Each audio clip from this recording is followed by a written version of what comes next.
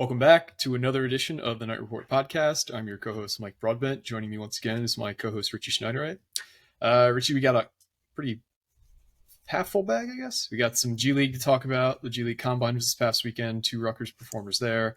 We have an update in the assistant coaching search. We have an update in the Apparel contract situation. We also have some conference realignment to talk. Let's just jump right off the top. Cliff Omoruyi and Caleb McConnell participated in the G League Combine this past weekend.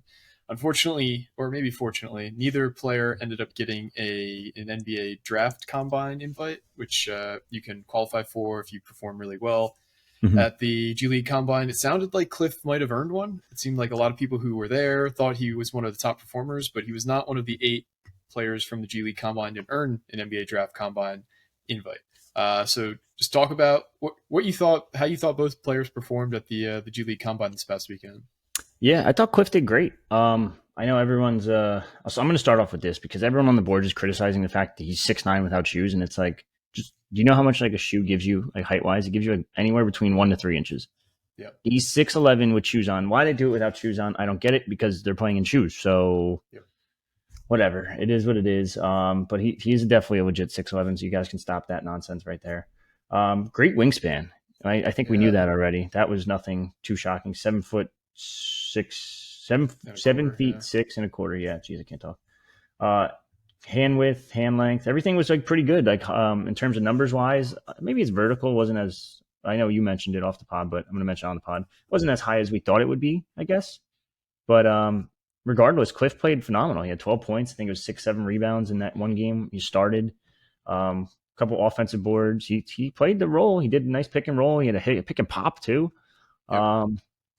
Everyone I've talked to, and I've talked to 2 people that were there. One guy is an analyst that works for a big network. I was just BSing with him. I'm curious, like how did Cliff do, like overall? Because I'm not watching 24/7 like they are.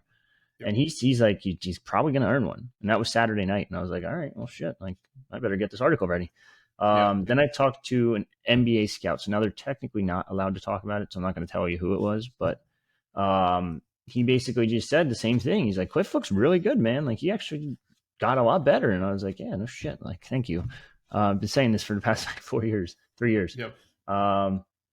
Yeah, but I'm shocked. I'm a little shocked he didn't get one. I think he kind of got snubbed a little bit, and everyone on Twitter is saying the same thing too. It's not like it's just these 2 guys I talked to. It's the 2 guys I talked to, and then like 6 other people on Twitter saying, yeah, Omoruyi should have got it. Omoruyi should have got it. Omoruyi should have got it. Like, yeah, I think he just got the shit end of the stick a little bit.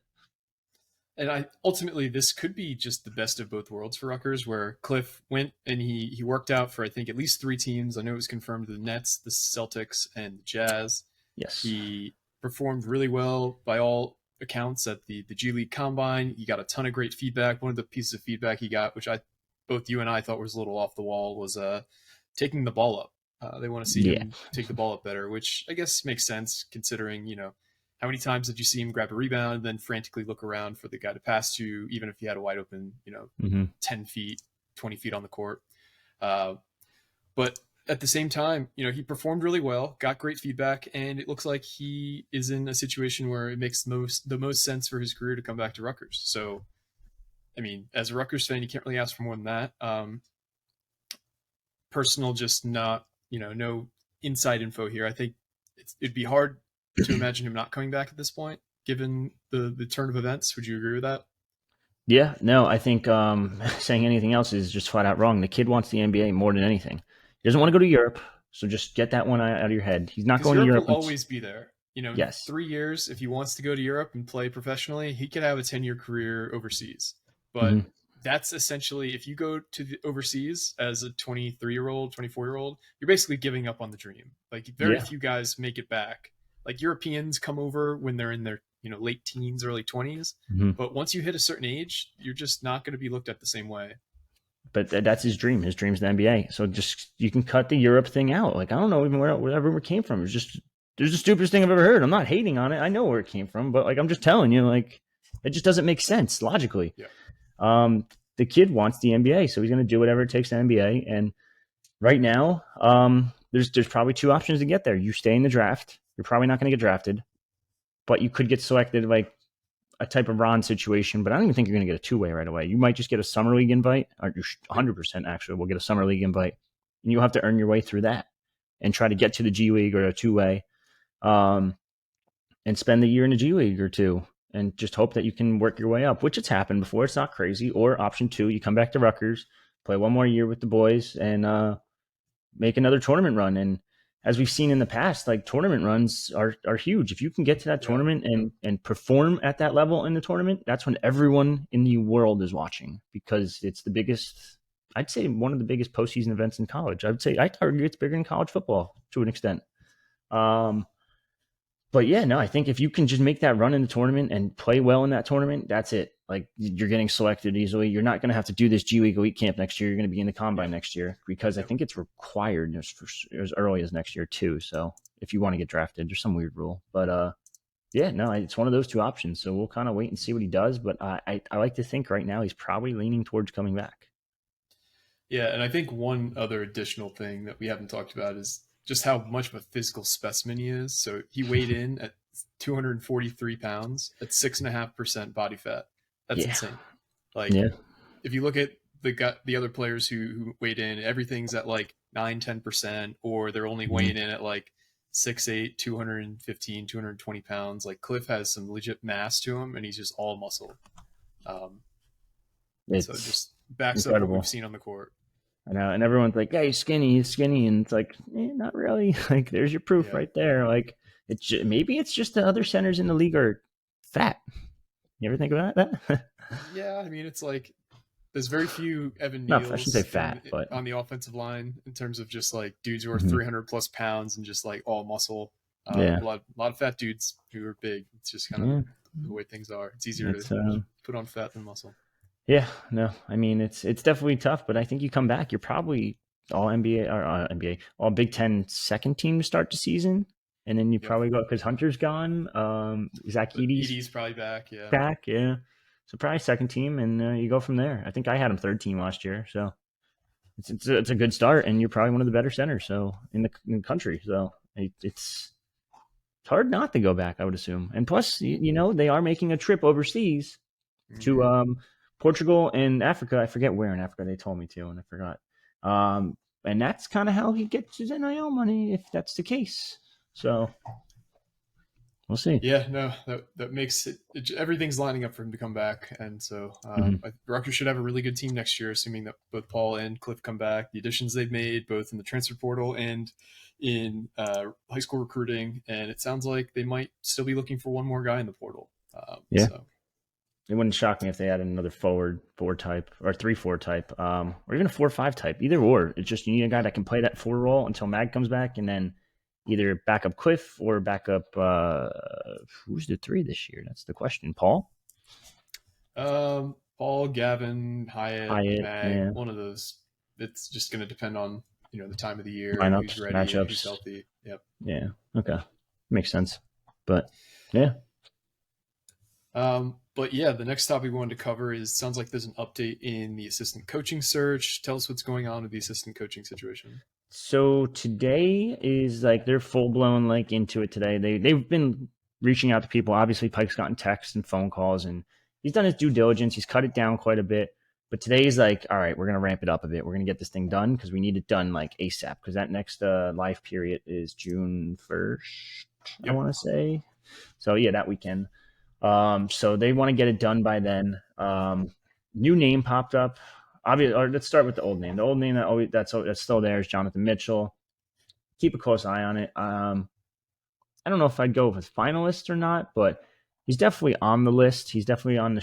I don't know how short this short list is, but he's definitely on that list of guys that are Pike and crew are looking at.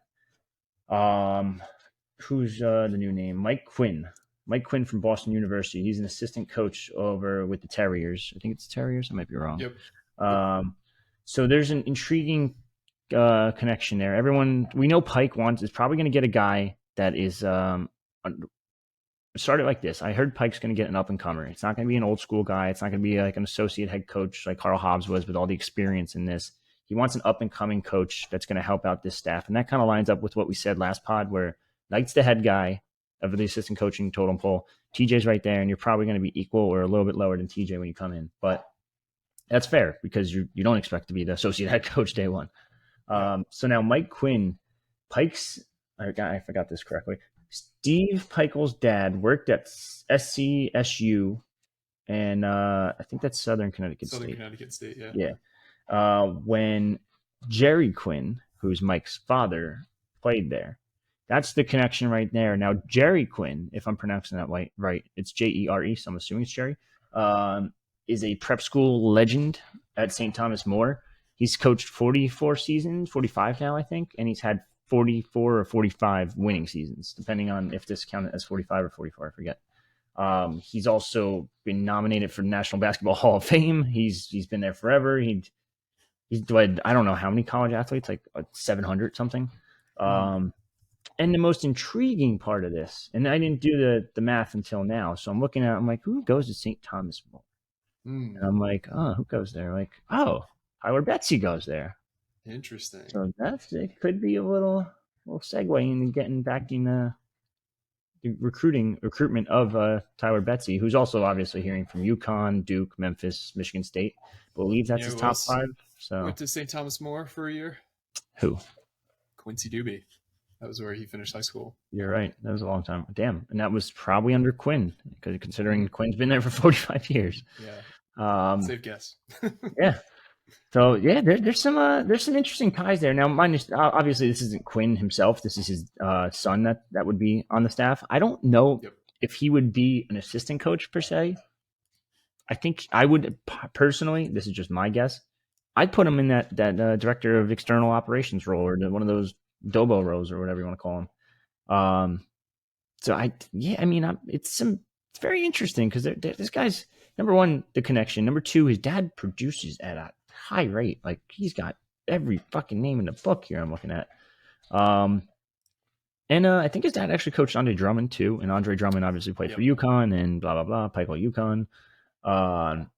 So the connections run deep there. It wouldn't surprise me if he was one of the names on the list to keep a close eye on. I know Samurai Hoops tweeted out, so shout out to him. And was just trying to figure out how the connection, and it took a little digging, but we figured it out. Yeah, it sounds like from everything you've reported and everything we've kind of heard about who's being considered, that they're looking for a more junior role on the staff because they have the 2 senior guys, and I don't know how much of a budget they necessarily have left on their assistant coaching pool. Sure that if the right person was interested, they could find a way to get it, the same way that Chiano seemingly has a bottomless pit to feed to the assistant coaching pool on the football side.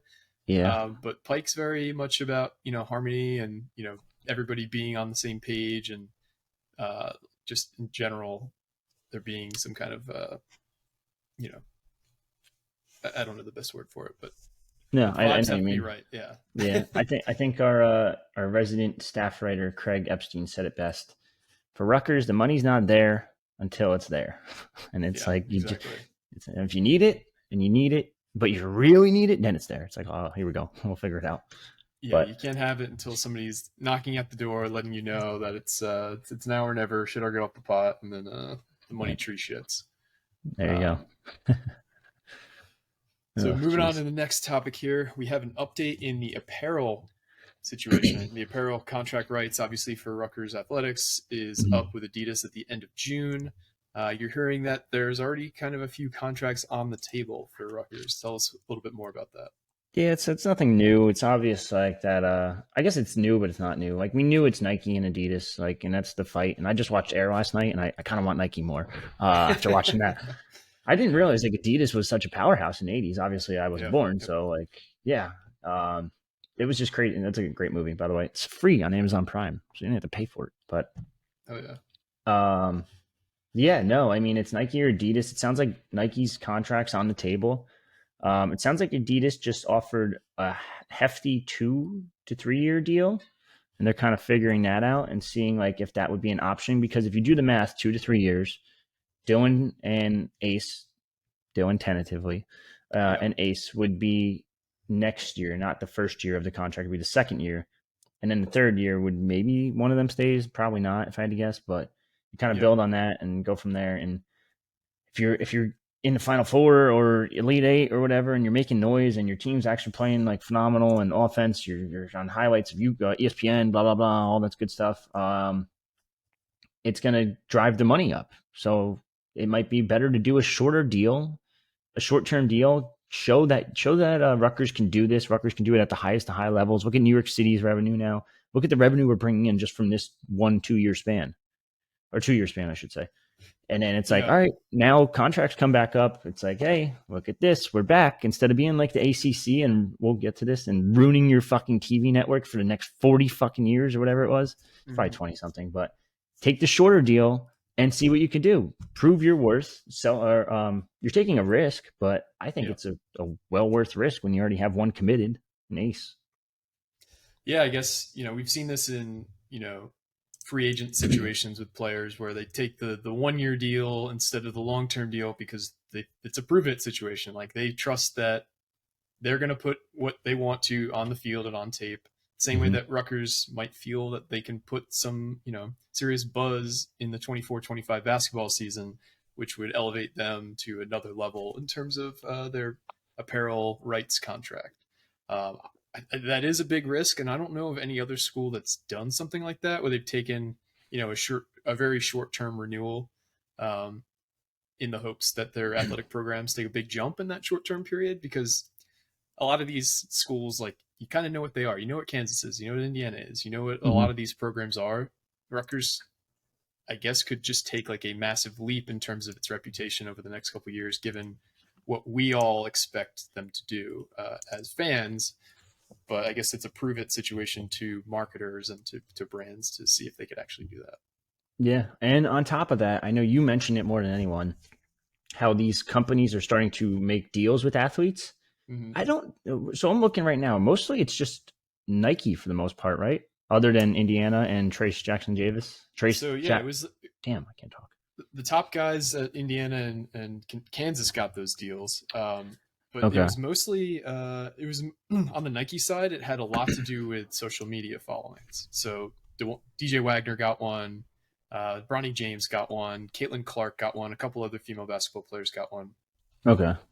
And then on the Adidas side, it was more so like the top players and Hansel Emmanuel, and he's a social media star, so Hmm. that's kind of the outlier. But it seems like Adidas is shading towards the players and not necessarily the social media followings. Which is interesting because a certain players got number one, 20,000 followers. But it's also like going back to that too. Nike's mostly doing high school kids too. Like they're not Yeah, just yeah, doing it. They're like they did DJ Wagner. I think it was Bronny James. I think there was a third one. But I don't think Adidas has done a high school prospect yet. But I think Nike kind of opened the door, and now they're kind of like, hey, like shit, maybe we got to do this too. And you know yeah. who plays for an Adidas AAU team currently? Who that? Ace Bailey. Does he really? Interesting. Yeah, Very it's interesting. Very yeah. very interesting. So I'm just saying, like maybe there's a little NIL thing going on there. You never know. Some Adidas, of go to that, Adidas school, play Adidas at the next level. Like you need a headliner for your yeah. basketball department, according to the movie last night that I watched. You Mm-hmm. can't just have like they already have the Michael Jordan or no, who was it? They already have it was Magic Johnson and Larry Bird. But do you really want to be in that category? Or do you want to be number one? And it's Yeah, like exactly. with Adidas, you could be number one. So Yeah, it's also on a state to state level. Some states don't allow their high school athletes to get NIL deals, which good is why you question. see some movement. I know that's part of the reason why back a few years ago, Quinn Ewers left Texas early because he wanted to go and get NIL because he wasn't allowed to get it in high school. Now, I don't know if that's changed in Texas, but some states do not allow their high school athletes to get NIL. Uh, so, Interesting. Georgia does not allow. Is one of yep, one, two, three, four, five, six. Okay, that sucks. yep. Yep. So we will see how that situation progresses because, as we've seen, kids find a way to jump high schools when they need to or when it's advantageous. So if that situation presents itself, I think anybody in their right mind would move to a different state to cash in on a 6 to 7 figure I NIL deal in mean, high yeah. school. What? Actually, you know what? I don't know. Is Tennessee on that list because he's technically a Tennessee native, just playing his high school ball Yeah. in Georgia? Hmm. Yeah. But I think we're going pretty deep down the speculation rabbit hole here. But yeah. Anyway. Um, the last thing we were trying to hit on today was there's a lot of conference realignment stuff happening behind the scenes right now. It sounds like Oregon and Washington, according to Brett McMurphy's reporting, have been vetted officially for Yes. joining the Big Ten. A few other schools in the Pac-12 are also being looked at by the Big 12. The Big 12 is looking at UConn. What are you hearing around all these conference realignment things? It sounds like every time this heats up, there's always something that's going to happen. Like it's bound to happen. Like this doesn't heat up out of nowhere. This means that they're at the negotiating table. They're talking back and forth, whether it be presidents or commissioner or whoever. Someone's talking to somebody. It sounds like the Big Ten is definitely going to add two more teams. Now the question is like I don't think it's actually I shouldn't even say it's a question. I think they want to go to the West Coast. I think you need two more teams for USC and UCLA, so you don't make them travel every fucking week to like, hey, sorry, but you're going to New Jersey this week. Hey, sorry, but you're going to go to Maryland the week after. Hey, sorry, Penn State that week after that. So maybe just stay out there for a month, have fun. Like no, you're not going to do that. And the closest school to them is what, Nebraska, and that's still fucking far. Yep. So it's clear as day you need to add at least two West Coast teams. Now, in an ideal world, you get Notre Dame. I just don't know if it's going to happen. I don't think it's going to happen at this point. I just think the dream's kind of dying a little bit, especially because it sounds like they're not sure what they're going to do with their TV deal. They like the independent thing, which I get, but like when all your traditional opponents are in the Big Ten now, it's kind of like, oh well, shit, maybe just go to the Big Ten and just do it. Like, so if they add those two, it'd be 16. No, it'd be 18, right? Yeah, that'd be 18. Yeah. I think at this point it's trending towards 20, and maybe you go Notre Dame and someone else to finish it off next go around. I don't know who that someone else would be, but yeah, it definitely sounds like that's going to happen. It sounds like the two powerhouses in football of the ACC are pissed off. Like Florida State's really pissed, which rightfully so. They don't get as much money, and like I said before, that TV deal sucks. Like it's bad. Yeah. Yeah, what else? And they're kind of stuck there too because the grant of rights is part of it, and the grant of rights is basically they signed away their TV rights to ESPN, so they have no ability to get out. Like a lot of these conferences find ways to have their programs wiggle out. The grant of rights is a pretty ironclad, wiggle-free situation. So yeah. It's a very bad situation for the ACC. That's tied up till 2036. They took a 20-year deal at the time, which because at the time people were very unsure of the future of the cable industry, and they just wanted to lock in some kind of contract. A lot of conferences like the Big Ten, they chose to bet on themselves, take short-term approaches, and it turned out to be just genius strokes like between Jim Delaney and Kevin Warren. They've done such a good job navigating this as opposed to the Pac-12 who's falling apart, the ACC who's in this awful situation. That's why leadership is so important. And I mean, the Big Ten has just been at the forefront of that. So I mean, just looking at Ross Dellinger's article too, it sounds like I said before, Florida State's pissed, Clemson's pissed, but you can't get out. Now the ACC could add someone, I guess, but there's a weird thing with that wiggle room too. Like there isn't much at all, and that's kind of why they're sitting here like with their hands sitting on their hands right now because they can't do anything. Like the whole deal is just fucked. Like, but the Big 12 is in an interesting spot. So apparently they reached out to San Diego State, but San Diego State's probably going to replace USC or UCLA, and they like that idea because you get the California teams or California team, and then you get whatever else. Now they're also targeting the Arizona schools, which makes sense for Big 12 perspective. Arizona, Texas, Oklahoma, or not Oklahoma, Oklahoma State. Not Texas either, Texas Tech or Texas Christian, or Houston, because they're adding everyone now because that school is basically turning into the American Conference with a little bit better football. And honestly, they're still the best basketball conference. Like they're still top tier. Now there's a rumor the Big 12 wants to go Northeast specifically, and look at UConn. So that's another interesting factor. But if you're a Rutgers fan, and just get this a little back on track, you don't have to worry about anything. So it's great. So you can just watch from afar and just eat and get the popcorn ready and just be like, wow, that'd be kind of cool if we had them again. Or like, oh, we get to play them again. Like, that's good. It's cool. Like, whatever. Like, while you're eating popcorn, just sitting there. Yeah, we were essentially in the house on the 100-foot hill as the villages down at sea level are feeling the devastating effects of global warming, and we can just sit there and not have to deal with it because we're way higher up than anybody could ever get to. So we're good. It's crazy.